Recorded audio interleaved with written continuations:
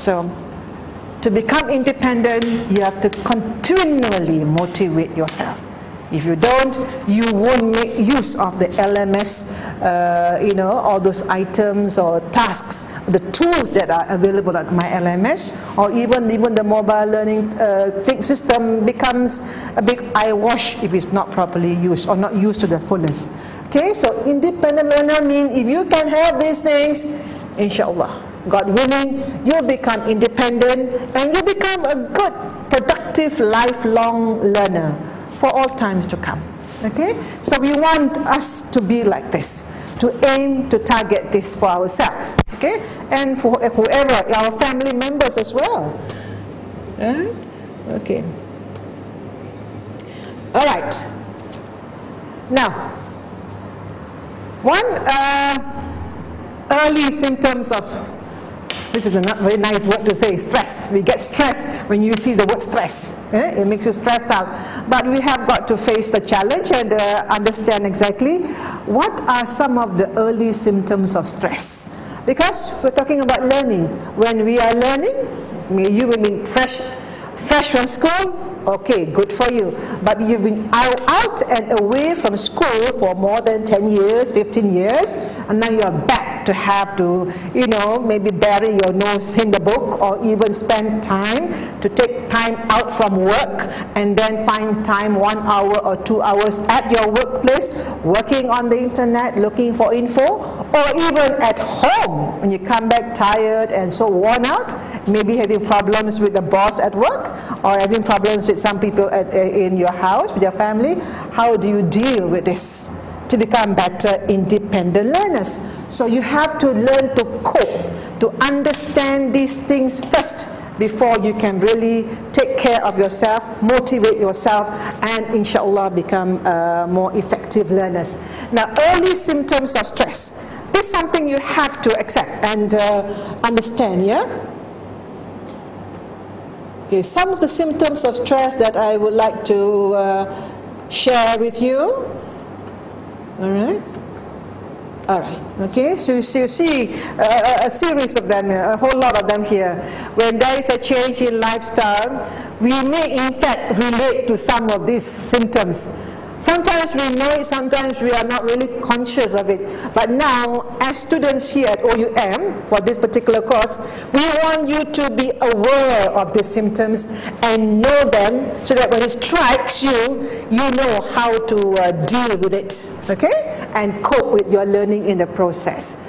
Poor health can be also an indicator that stress is already building, is starting to build in you. So you have to do something about it. When you become impatient, when you become restless, you become stressful. That is not a good thing, all right? And something has to be done. Or when you're not showing interest, lack of enthusiasm, nampak monyok ke, tak ada dapat perhatian ke, one that is a negative indicator, right? Then if you are preoccupied with negative thoughts, aduh, tak boleh buat lah ni, susah lah, aku tak boleh lah, you know? Ataupun saya tak ada tenaga lah, memang tak ada masa, dan macam-macam. All this will build up, and it will or might blow up in something that you wouldn't like, you know, to have to face with.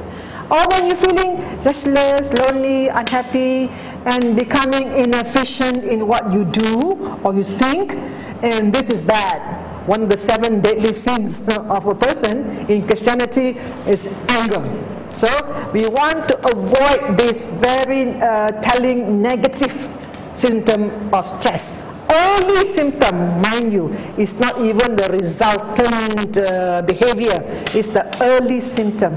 So watch out. Once you feel a little bit like, you know, your nostrils are flaring, your eyes getting red, or your ears becoming red at the edges, maybe then you should be careful and really take steps to overcome it. Otherwise, it will control you and things will not be better. How to cope with that? Okay, fine.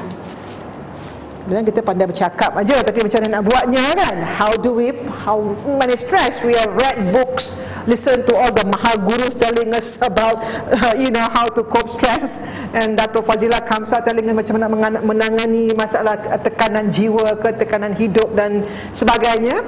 Tapi di sini, because we are students, so we give you some very simple but insyaAllah I believe effective and practical steps to help you manage, mengurus tekanan.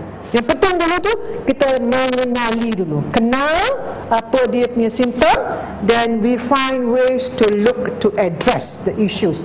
So first, it's always this, which I always will agree, and I can even think of myself, relate to my own situation, that when I'm stressed, sometimes I do not organize myself well. It is true, and I still have that problem, but I'm trying to overcome it. Little by little, Okay, organize yourself. Choose your company.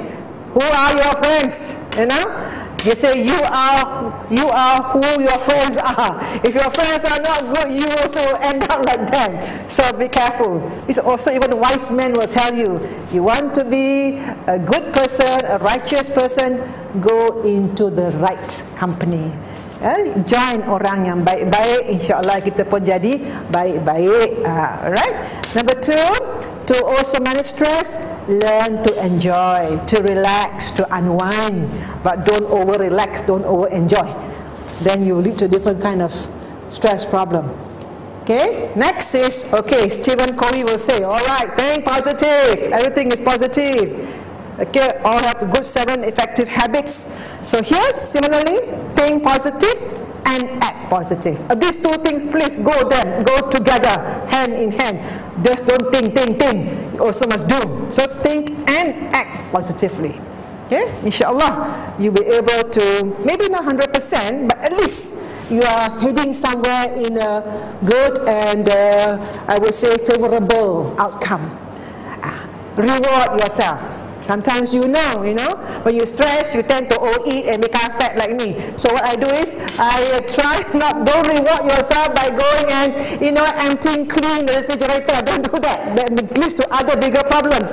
But reward yourself. You've done something, you feel bad about yourself, maybe give yourself, okay, I'll go out, have a little picnic with my family perhaps, or take them to KFC and have that wonderful meal with your family.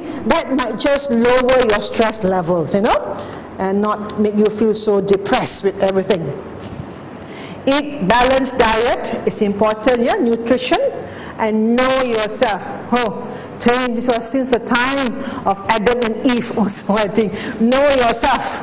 If you know yourself, I'm not going to become very falsafa about this, Know yourself, then you'll be able to organize yourself. Alright? Because then when you know yourself, you know what you have to do, what you must plan, and how you're going to do it. When you know what you're going to do, how you're going to do it, you're already organizing yourself.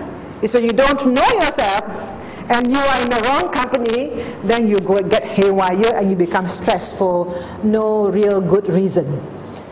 Alright? Enjoy. When you enjoy, insyaAllah, enough rest. Rest and enjoy. Enjoy while you are resting. That should help to manage your stress. Learn to relax and exercise. My biggest weakness is exercise. Okay, but insyaAllah I've got other ways to stress.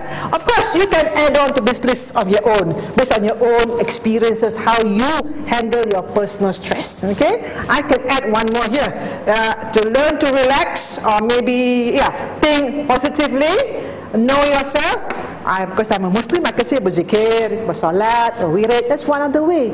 Spiritual enlightenment, happiness, inner happiness. You can then get less stress, and you become more organized, and you be careful of who your friends are, who you want to be friend with. Okay. Okay. Now that was about stress and how to manage. Now coping with study problems. How, if you got problems with your studies, what do you do? What can you do about it? As usual, ada kesedaran, ya, awareness.